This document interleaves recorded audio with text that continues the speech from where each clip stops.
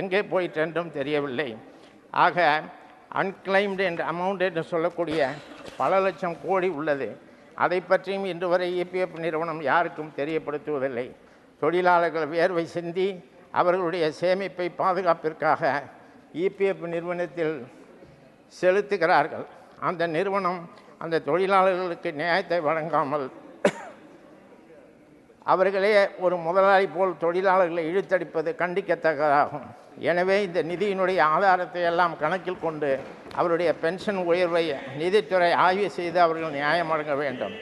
தமிழ்நாடு அரசு போக்குவரத்து கழகம் வழங்க வேண்டிய 1300 கோடி ரூபாய் இபிஎஃப் பாக்கியை நீங்கள் வழங்காமல் இழுத்தடிப்பது நல்லதல்ல. உடனே அதை வழங்க வேண்டும். தொழிலாளர்களின் உரிமை பறிக்கும் 4 சட்ட தொகுப்புகளையும் திரும்ப பெற வேண்டும். உடனடியாக இந்திய தொழிலாளர் மாநாட்டை கூட்டி தொழிலாளர் பிரச்சனையை விவாதிக்க வேண்டும். பல கோடி தொழிலாளர்கள் அமைப்பு சாரா தொழிலாளர்களாக உள்ளனர். அவர்கள் சமூக பாதுகாப்பு திட்டத்திற்கு இந்த நிதிநிலை அறிக்கையில் எதுவும் கூறப்படவில்லை என்பது வருந்தத்தக்கதாக உள்ள மிகவும் பெரிய திட்டமான மன்ரேகா 100 நாள் வேலை திட்டத்தில் அதை உயர்த்துவதற்கான வாய்ப்புகளே இல்லாமல் இருப்பதும் வருந்தத்தக்கதாகும். விவசாயிகளுக்கான குறைந்தபட்ச ஆதார விலையை சுவாமிநாதன் கமிட்டியின்படி வழங்குவதற்கு எந்தவித உத்தரவாகவும் இல்லை. இந்த நிதிநிலை அறிக்கையில் கூறப்படவில்லை. சிறுதொழில் முனைவோர், வியாபாரிகள் போன்ற அடித்தட்டு மக்களுக்கு எந்த பலனும் இல்லை. தங்கள் கூட்டணி வைத்துள்ளவர்களுக்கு விசுவாசத்தை காட்டக்கூடியதாக உள்ள அறிக்கையாக உள்ளதை திராவிட முன்னேற்றக் கழகத்தின் சார்பில் நாங்கள் எதிர்ப்பதோடு எங்கள் தலைவர் அவர்கள் கூறியதைப் போல மாநிலங்களுக்குள்ள உரிமைகளை நேர்மையாக அவர்களிடம் வழங்க வேண்டும் என கேட்டு என் உரையை முடிக்கின்றேன். धन्यवाद. बैठिए. श्री राघव चड्ढा जी. सर आमतौर पे देखा जाता है 20 मिनट्स. सर आमतौर पे देखा जाता है कि जब भी वित्तीय बजट देश में प्रस्तुत किया जाता है तो देश के कुछ वर्ग उस बजट से खुश होते हैं और कुछ वर्ग उस बजट से निराश होते हैं. लेकिन इस बार सरकार ने वो अचीव कर लिया जिसे अचीव करना संभव ही नहीं था. इस सरकार ने इस बजट से लगभग देश के हर वर्ग को निराश किया. They have manage to displease all sections of our society. In fact, sir, Bharatiya Janata party के अपने समर्थक भी, अपने वोटर भी इस बजट से बेहद निराश हैं. सर बजट 2024 में अगर आप सर इनको मुझे बोलने दीजिए, नहीं तो मैं if you want me to yield मैं बैठ जाता हूं सर. आप बैठो, आप बोलने दो. माननीय सदस्य, आप बोलो ना. माननीय सदस्य, क्या प्रॉब्लम है? कृपया बैठे. बैठो. क्या बैठ जाए? बैठो आप. प्लीज बैठिए. आप बोलिए चड्ढा जी, प्लीज कंटिन्यू बोलिए. सर पिछले 10 सालों में टैक्स लगा कर सरकार ने एक देश के आम आदमी का खून चूस लिया. अब आप मानिए आप 10 रुपए कमाते हैं, उसमें से 3 साढ़े 3 रुपए आप इनकम टैक्स के माध्यम से दे देते हैं. 2 रुपए 2.5 रुपए जीएसटी आपका चूस लेता है. 1.5-2 रुपए आपका कैपिटल गेन टैक्स लगता है. सेस सरचार्जेस 1-1.5 रुपए के लग जाते हैं. तो मात्र 10 रुपए में से 7-8 रुपए तो सरकार के खजाने में चला जाता है. तो आम इंसान को मिलता क्या है, आम आदमी को मिलता क्या है? और सरकार जो हमसे इतना टैक्स लेती है उसके बदले में सरकार हमें देती क्या है? कौन सी ऐसी अंतर्राष्ट्रीय सेवाएं, world class health care, education, transport सुविधाएं सरकार बदले में देशवासियों को देती है? मैं ये भी पूछना चाहता हूं. इसीलिए आज मुझे ये कहने में बिल्कुल भी गुरेज नहीं है that sir we in India today pay taxes like England to get services like Somalia. Sir आज सर मैं अपने इस भाषण को सर 2 भाग में बांटूंगा. पहले भाग में मैं सर सरकार की इतनी दुर्दशा 2024 के चुनावों में क्यों हुई और आज की आर्थिक स्थिति क्या है उस पर बात करूंगा और दूसरे भाग में कुछ सुझाव भी सरकार को दूंगा. सर पहले 2019 में भारतीय जनता पार्टी की 303 सीटें थी. देश की जनता ने उन सीटों पर 18% जीएसटी लगाकर इनको 240 सीटों पर ला खड़ा किया. सर इसके कई कारण बताए जाते हैं. कोई कहता है कि धर्म का कार्ड नहीं चला, कोई कहता है जातीय कारण है, तो कोई कहने लगता है कि टिकट डिस्ट्रीब्यूशन में कमी रही. सर ये सब ऊपरी कारण है. मैं 3 कारण बताता हूं जिस वजह से भारतीय जनता पार्टी की ये दुर्दशा हुई. पहला कारण है इकोनॉमी, दूसरा कारण है इकोनॉमी और तीसरा कारण भी है इकोनॉमी. सुनिए प्लीज. ये सर मैं बैठ जाता हूं. ये राष्ट्रपति के अभिभाषण पर चर्चा नहीं है, ये आम बजट पर चर्चा है. माननीय राघव चड्ढा जी आपस में बात नहीं करें. माननीय राघव चड्ढा जी, ये राष्ट्रपति के अभिभाषण पर चर्चा नहीं है, ये आम बजट पर चर्चा है। बोलिए आप। सर बजट पे आप बोलो। आप बजट पर बोलिए, आम बजट। सर अगर आपने मेरी पूरी बात सुनी होती तो शायद इतनी आपत्ति इन लोगों को ना होती। सर मैं यही कहना चाह रहा हूं कि कई कारण बताए जाते हैं चुनावी हार के, लेकिन मेरे मुताबिक 3 महत्वपूर्ण कारण है। पहला कारण इकोनॉमी, दूसरा कारण इकोनॉमी और तीसरा कारण भी इकोनॉमी। मैं इकोनॉमी की बात कर रहा हूं, चुनावों की बात नहीं कर रहा सर। पहला कारण, सर मैं बैठ जाता हूं सर, इनको चिल्लाने दीजिए, मैं बैठ जाता हूं सर। माननीय सदस्य बैठिए। जब आपका समय आए तो आप बता देना दिल्ली में कैसे आ रहे, अभी उनको बोलने दीजिए। बोलिए बंद। अभी उन्होंने बना दिया है। बोलिए। सर पहला कारण हार का है rural income and inflation. Sir Bharat की 60% से ज्यादा आबादी सर गांव में बसती है, लेकिन आज सर सर ये ठीक नहीं है सर। इनकी तबीयत खराब है, इनके पेट में क्यों दर्द हो रहा है? इनकी तबीयत खराब है, क्या दिक्कत है? इनके पेट में दर्द हो रहा है, इनकी तबीयत खराब है क्या सर? आज आप बैठिए, बैठ जाए माननीय सदस्य, कृपया बैठ जाए मन, कृपया बैठिए।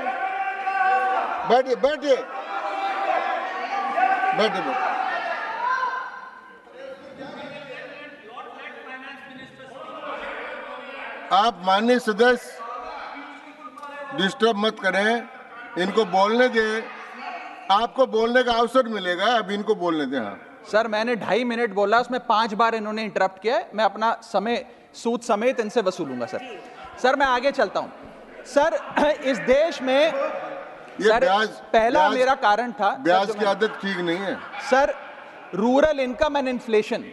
सर आज rising rural inflation, rural unemployment, low crop yield, income inequality, farmer debt, high input cost, low income, no MSP और क्रॉप लॉसेस के चलते ये आलम है सर कि रूरल इनकम ग्रोथ वित्तीय वर्ष 23-24 में डेकेडल लो पे। और सर इसी के साथ साथ किसानों की आय दुगना करने का वादा था, स्वामीनाथन कमीशन के अनुसार एमएसपी देने का वादा था। वो वादे जब पूरे नहीं हुए तो आलम यह है सर कि पिछले 25 महीने लगातार रियल रूरल वेजेस डिक्लाइन पर हैं लगातार। और इसके साथ साथ यूपीए के दौरान, कांग्रेस पार्टी की सरकार के दौरान फार्म वेजेस में 8.5% का इजाफा देखा गया था। एनडीए 1 के दौरान 3% और एनडीए 2 के दौरान -0.6% का इजाफा देखा गया, यानी कि रूरल वेजेस गिरती जा रही हैं। सर मैं ऐसे साधारण भाषा में समझाता हूं सर 2014 में एक दिहाड़ी मजदूर एक दिन की अपनी दिहाड़ी से 3 केजी अरहर की दाल खरीद सकता था सर आज वही दिहाड़ी मजदूर वर्ष 2024 में एक दिन की दिहाड़ी से 1.5 केजी अरहर दाल खरीद पा रहा है, यानी कि महंगाई भी बढ़ रही है और उसकी आमदनी भी घट रही है। इसका नतीजा क्या हुआ सर? इसका नतीजा यह हुआ कि इनका वोट शेयर घटा, रूरल एरियाज में 5% भाजपा का वोट शेयर घटा, इनके खुद के यूनियन एग्रीकल्चरल मिनिस्टर चुनाव हार गए और 398 रूरल सीट्स में से 2019 में इनको 236 मिली थी, आज 398 सीट्स में से इस बार मात्र 165 सीटें मिली हैं, यानी कि रूरल इंडिया में इनको नकार दिया गया है सर दूसरा मेरा जो आज देश में आर्थिक स्थिति है जिसके कारण इनकी भी ये चुनावों में दशा हुई, उसका है फूड इन्फ्लेशन। सर थाली का बजट बिगड़ गया सर, आटा हो, दूध हो, चावल हो, दही हो, हर वस्तु पे महंगाई का आलम है, जीएसटी का आलम है और लगातार इस देश में फूड इन्फ्लेशन बढ़ता जा रहा है। 9 से 9.5% के लगभग आसपास फूड इन्फ्लेशन मंडरा रही है सर इस देश में। और मैं पूछना चाहता हूं सरकार से कि वो कमोडिटीज जिसमें हम सेल्फ सफिशिएंट थे, वो कमोडिटीज जिसमें हम एक्सपोर्ट किया करते थे, उसमें कैसे महंगाई घुस गई? और अगर वो कमोडिटीज भी महंगी हो गई हैं तो उसका फायदा किसान को क्यों नहीं मिलता? वो सारा पैसा जा कहां रहा है? ये एक बड़ा महत्वपूर्ण सवाल है सर। आटा 2014 में 21 रुपए प्रति केजी बिका करता था, आज 42 रुपए प्रति केजी हो गया है। दूध 30 रुपए प्रति लीटर के आसपास बिका करता था वर्ष 2014 में, आज 2024 में 70 रुपए प्रति लीटर बिकता है सर। देसी घी 2014 में 300 रुपए प्रति केजी पे बिका करता था, आज 2024 में 675 रुपए प्रति केजी बिकता है। अरहर की दाल 80 रुपए प्रति केजी बिका करती थी 2014 में, आज 230 रुपए प्रति केजी बिक रही है। और न जाने कितनी वस्तुओं के दाम आसमान छू रहे हैं सर। और अगर यही रफ्तार रही महंगाई की, तो जितनी रफ्तार से 303 से 240 पर आए हैं, उससे तेज रफ्तार से 240 से 120 पर आएंगे सर ये लोग।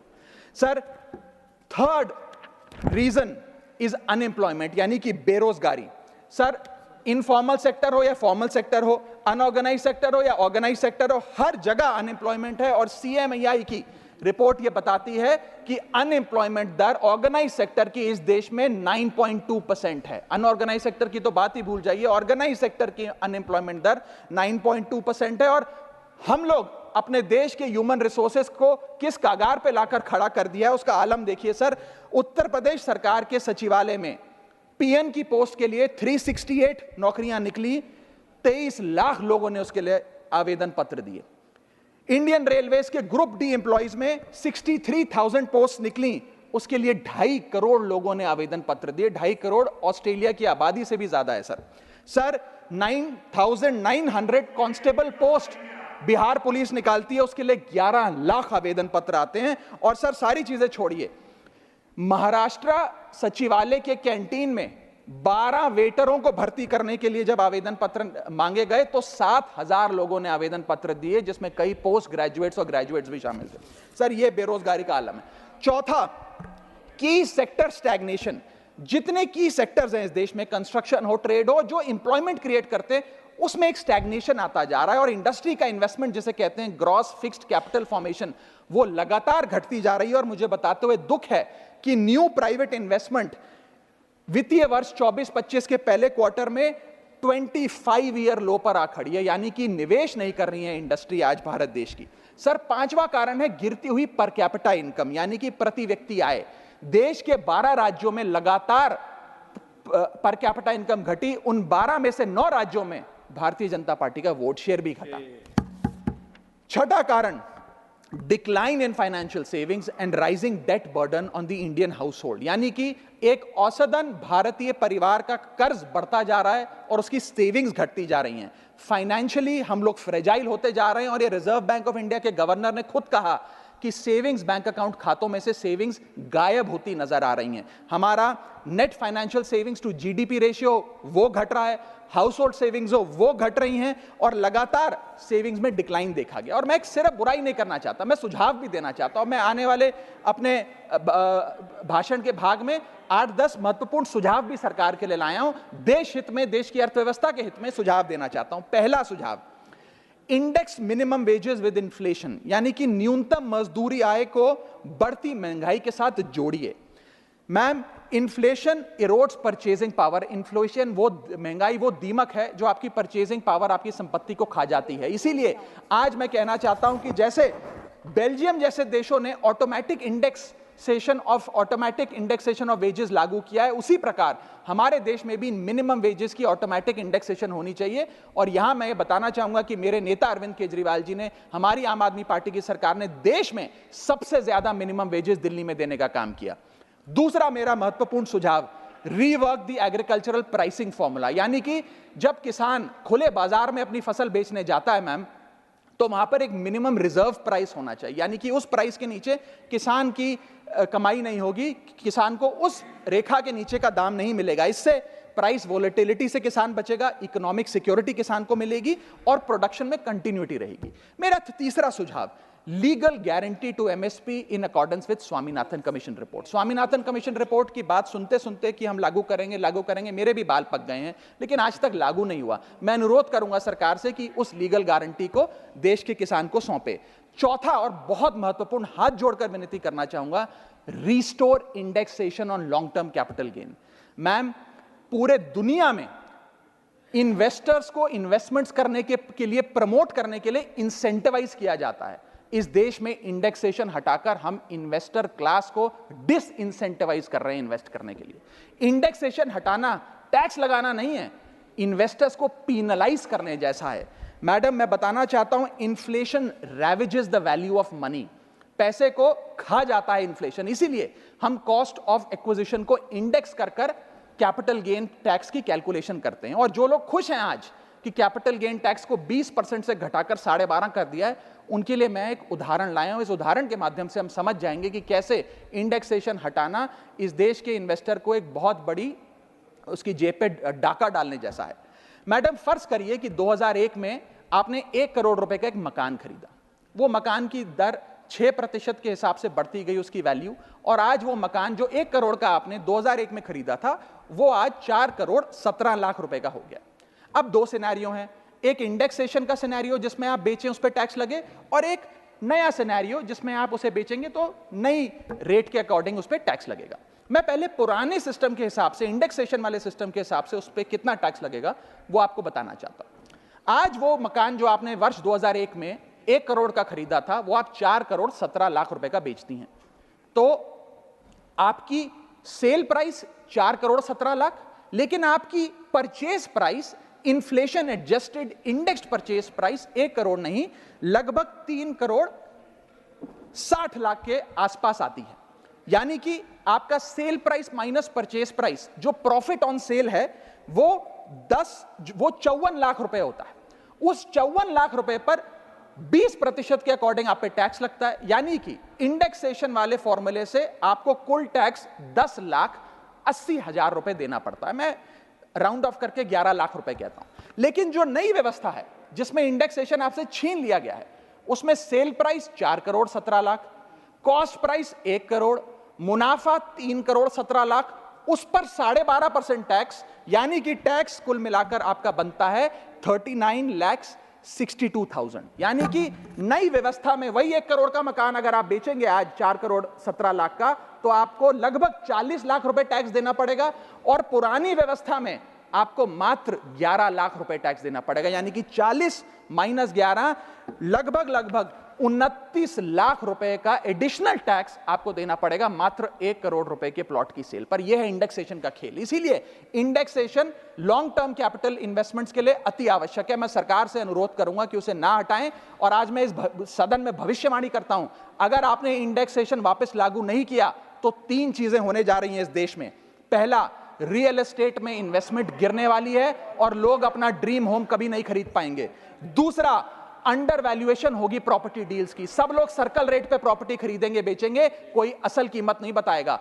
और थर्ड थिंग जो इस देश में होने जा रही है, रियल एस्टेट सेक्टर में भारी तादाद में ब्लैक मनी आने जा रहा है अगर आपने ये इंडेक्सेशन का फैसला वापस नहीं लिया। मेरा 5वां सुझाव सरकार को, फाइनेंशियल सेविंग्स को इंसेंटिवाइज करिए। डेट में, इक्विटी में, म्यूचुअल फंड्स में, बैंक डिपॉजिट्स में फाइनेंशियल इन्वेस्टमेंट्स, और खास करके जो 24 से 36 महीने से अधिक लोग अपनी इन्वेस्टमेंट रखते हैं उन्हें इंसेंटिवाइज करिए, टैक्स मत करिए, पेनलाइज मत करिए। और मैं कहूंगा आने वाले समय में आपको लॉन्ग टर्म कैपिटल गेन पे टैक्स अबॉलिश करने के लिए भी सोचना चाहिए, ना कि उसे सिर्फ कम करना चाहिए। छठा मेरा सुझाव, review, revise and simplify GST. GST जिसे गहरा संकट टैक्स या गब्बर सिंह टैक्स के नाम से आज देशवासी जानते हैं, रोटी हो, कपड़ा हो, मकान हो, हर चीज पे जीएसटी लगा लगाकर हमने इस देश के इन्फ्लेशन पर भी जीएसटी लगा दिया, सारी चीजें महंगी हो गई। मेरा सुझाव है सरकार से कि इस जीएसटी के पूरे फ्रेमवर्क को कॉम्प्रिहेंसिवली स्टडी कर रिवाइज करिए। एक्सपोर्ट ओरिएंटेड सेक्टर्स में जीएसटी कम करिए ताकि हम ग्लोबली कंपेटिटिव बन सकें। एसएमई सेक्टर जो नौकरियां देता है, छोटे उद्योग हैं, उसमें जीएसटी कम करिए। और एसेंशियल कमोडिटीज, दूध, दही, चावल, रोटी, चावल, आटा, उस पर कम से कम जीएसटी विड्रॉ करिए। मेरा 7वां मेरा सुझाव, give more to states. India is a union of states. States की जेब में थोड़ा पैसा डालिए।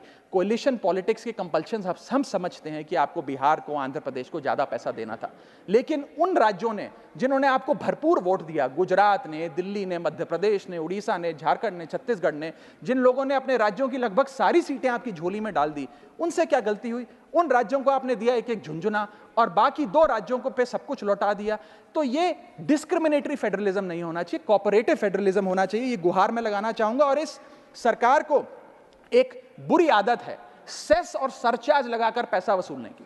सेस और सरचार्ज वो टैक्स है सरकार का जिसे उन्हें राज्यों के साथ बांटना नहीं पड़ता, वो डिविजिबल पूल में नहीं जाता।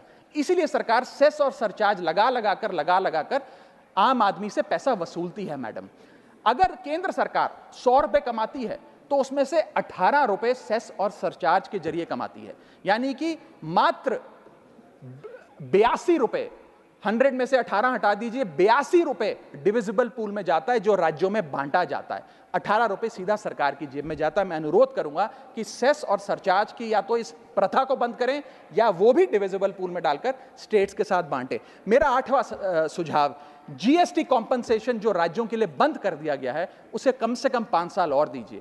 कई ऐसे राज्य हैं, तमिलनाडु है, महाराष्ट्र है, पंजाब है, गुजरात है, जिनकी अर्थव्यवस्था आज जीएसटी कॉम्पनसेशन के पैरों पे खड़ी हुई है, जो आज हमारे बजट का 10 से 15% हिस्सा इनकम का जीएसटी कॉम्पनसेशन से आता है। मैं अनुरोध करना चाहूंगा सरकार से कि कम से कम 5 साल और जीएसटी कॉम्पनसेशन देकर इन राज्य सरकारों की मदद की जाए। और अंत में बस मैं यही अपनी बात बोलकर खत्म करूंगा मैडम, कि इस बजट ने टैक्स बढ़ा बढ़ाकर इस देश के आम आदमी के खून चूसने का काम किया। मैं अनुरोध करूंगा कि डायरेक्ट टैक्स हो या इनडायरेक्ट टैक्स हो, इस पूरी व्यवस्था पे एक बार फिर से गौर फरमाया जाए। जो मैंने शुरुआत में कहा था उसे दोहराऊंगा, हम 10 रुपए अगर कमाते हैं तो उस पर 3-3.5 रुपए इनकम टैक्स लगता है, उस पर 2 से 2.5 रुपए जीएसटी खा जाता है, 1.5 रुपए का कैपिटल गेन टैक्स लगता है, आधे पैसे का सरचार्ज और सेस लगता है, यानी कि 10 रुपए में से 6 से 7 रुपए सरकार की जेब में चले जाते हैं।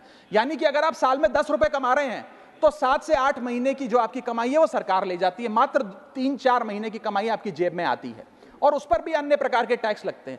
और उसके बदले में हमें कोई सुविधाएं नहीं मिलती है, ना ट्रांसपोर्ट, ना हेल्थ केयर, ना कोई इंफ्रास्ट्रक्चर, कोई ऐसे जैसे और बड़े बड़े विकसित देशों में, United states of America, United kingdom, European countries में जो हाई टैक्स रिजीम्स मानी जाती हैं, उनमें नागरिकों को सुविधा दी जाती है, लेकिन उसके बदले में दिल्ली में, हिंदुस्तान में, देश भर में कोई ऐसी सुविधा केंद्र सरकार नहीं देती है। इसीलिए यह कहा जाता है that we impose taxes like the Europeans do to get services like sub Saharan countries. मैं अनुरोध करूंगा सरकार से कि इस टैक्स फ्रेमवर्क को, डायरेक्ट हो या इनडायरेक्ट टैक्स हो, उसका भी एक कॉम्प्रिहेंसिव रिव्यू करें। बहुत बहुत शुक्रिया। धन्यवाद।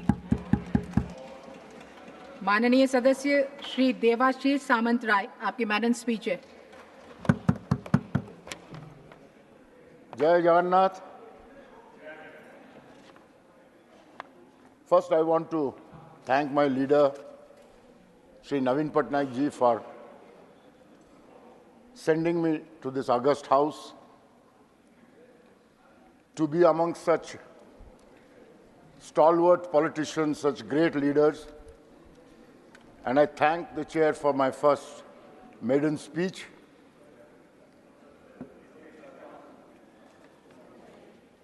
I stand here to discuss on the budget.